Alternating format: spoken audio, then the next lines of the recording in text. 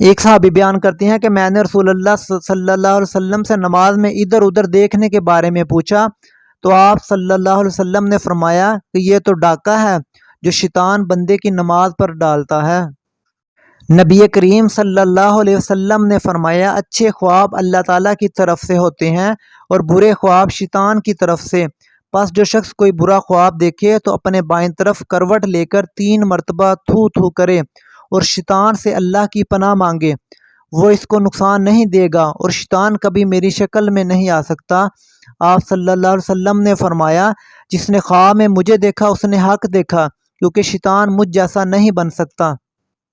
حضرت ابو ہریرہ رضی اللہ عنہ سے روایت ہے کہ رسول اللہ صلی اللہ علیہ وسلم نے فرمایا اپنے گھروں کو قبرستان مت بناؤ، شیطان اس گھر سے بھاگتا ہے جس گھر میں سورہ بقرہ پڑھی جاتی ہے۔